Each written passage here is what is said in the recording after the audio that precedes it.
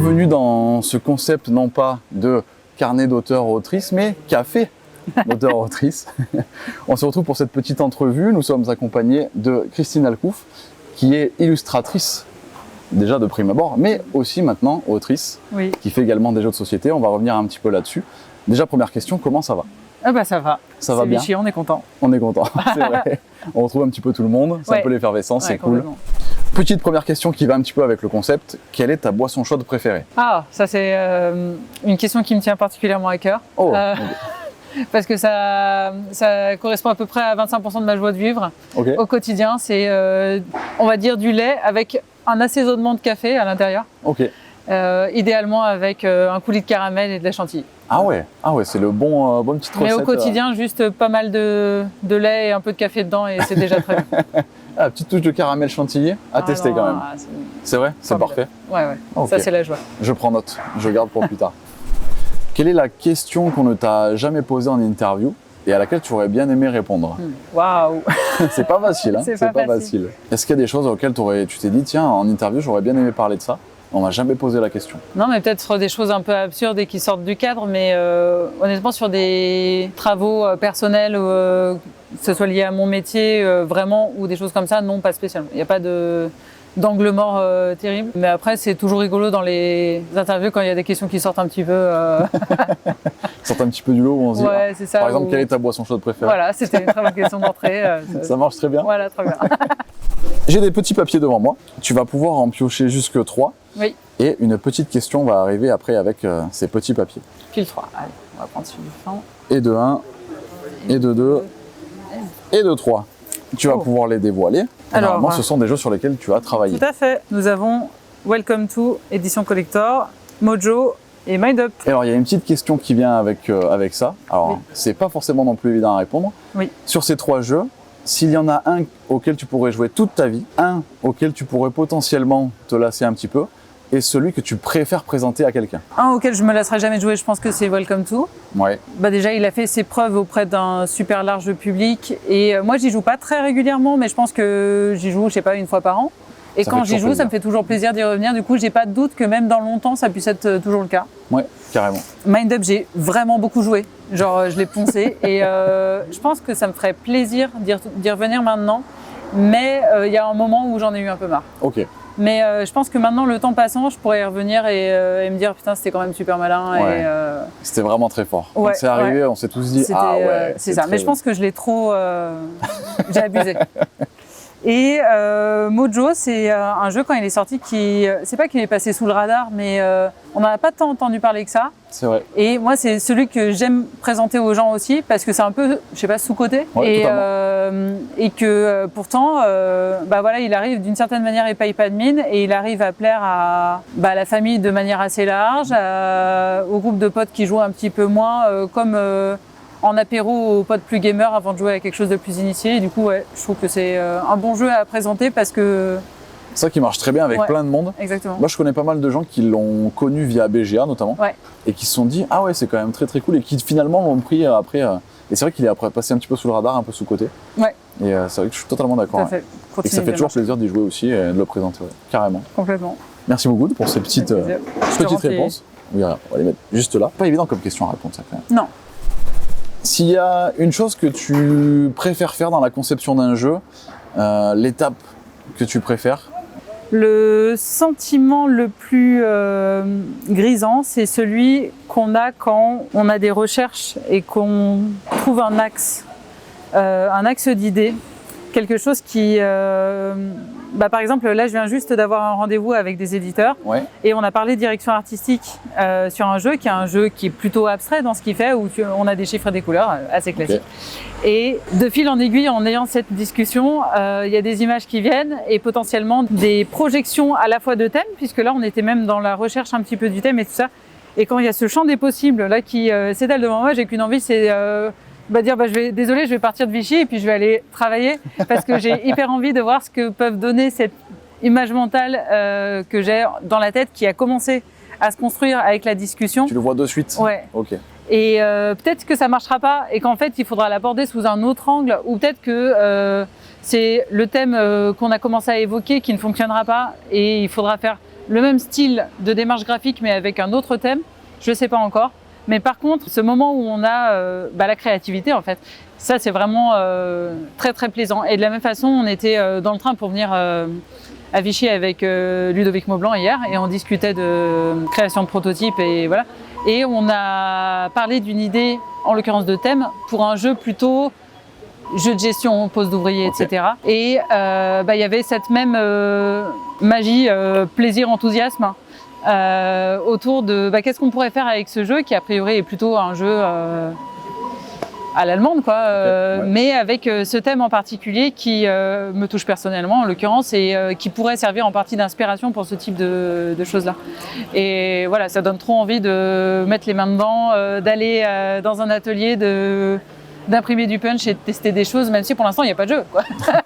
Et en tant qu'illustratrice, tu peux avoir ton mot à dire lors de la conception du jeu pour la thématique par exemple? Eh ben, c'est très varié selon les projets. Un projet qui a été assez différenciant là-dessus, c'est Gatsby. Oui.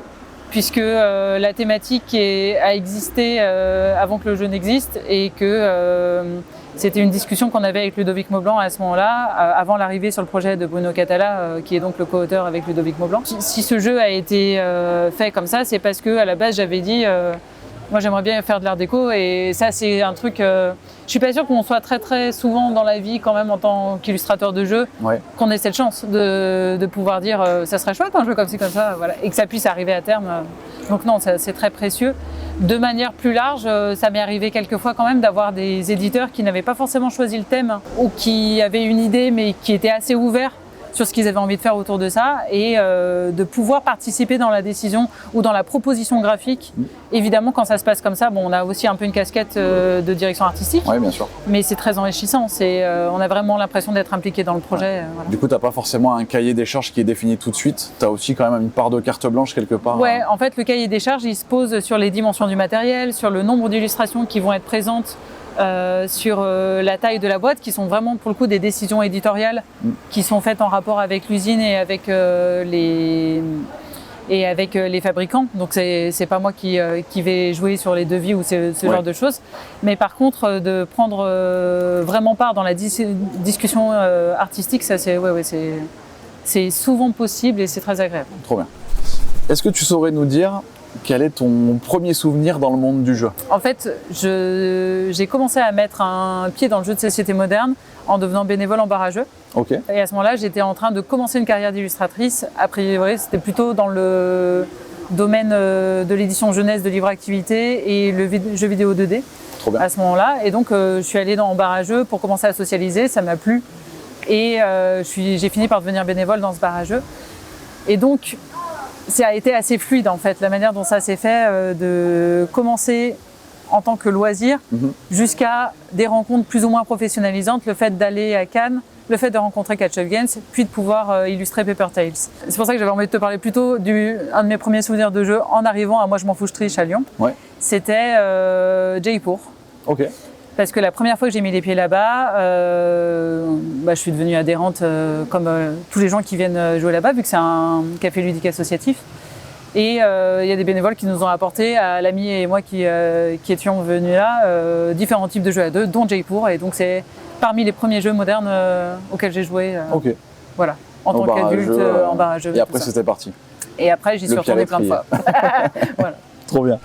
Est-ce que tu aurais un souvenir, une anecdote à nous raconter, ou voire même un petit secret sur une de tes créations? Une petite anecdote un peu folle peut-être, qui s'est produite Je ne sais pas si c'est un peu fou, mais la première fois que je suis allée à Essen, c'était en tant que bénévole en bar à jeux et on avait fait le déplacement avec plein d'autres bénévoles qui avaient envie de découvrir cette grand-messe. Je savais que Vincent Dutray était dans le milieu, mais je ne savais pas qu'il serait à Essen précisément. Et du coup, je l'ai croisé et je suis allée le saluer. J'ai un peu pris sur moi tout ça, parce que je savais qu'il illustrait des jeux et j'avais découvert son travail, tout ça. Mais en fait, je l'avais eu en tant que prof pendant mes études. Et du coup, je pense qu'il ne se rappelait pas spécialement de moi, parce que des étudiants, il envoyait quand même un sacré paquet et j'étais pas spécialement hors du lot pendant mes études. Du coup, il ne se rappelait pas spécialement de moi, mais il a été extrêmement sympa. Et ça m'a fait plaisir de retourner le voir en tant que joueuse et sachant ce qu'il Et aujourd'hui, vous avez pu vous revoir depuis le temps. Ouais, on s'est croisés quelques fois en salon. J'ai fait un voyage au Japon et en Corée il y a de ça quelques années et il avait eu la gentillesse de m'accueillir chez lui dans sa famille pour une soirée et c'était hyper sympa aussi. Et c'est quelqu'un de très très sympa. Ah oui, donc très fan du professeur et du travail qu'il a accompli et tout. Ouais. C'est une chouette histoire. Alors du coup, pour ce concept un petit peu de café, il y a un mug à disposition. Oui. Est-ce qu'il te rappelle potentiellement un jeu? Oui, moi je crois que ça me parle un petit peu. Si tu peux nous dire des choses là-dessus. C'est une très belle tasse de thé un petit peu à l'anglaise.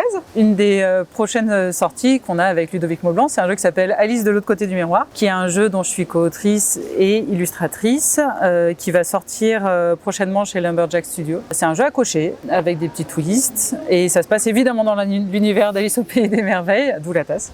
Voilà. C'est un jeu qu'on a développé avec Ludovic, notamment à Valence, son atelier à la cafetière. Ouais. On est très très content que le projet il arrive à terme. Le travail éditorial avec Antoine de Lumberjack et les différents partenaires, enfin les personnes qui bossent avec lui ont été super. En termes de charge de travail, c'est-à-dire être autrice dur. Et illustratrice, c'était pas trop costaud? Si, c'était dur. J'imagine. En fait, je pense qu'un truc qui a mentionné sur ce jeu-là en particulier, c'est que j'ai été très aidée par le graphiste qui travaille avec Lumberjack, qui s'appelle Axel. C'est lui qui s'est occupé des parties scoring. En fait, dans le jeu, on a une importance pour le recto verso. Et du coup, c'est très important que le recto verso soit très bien fait.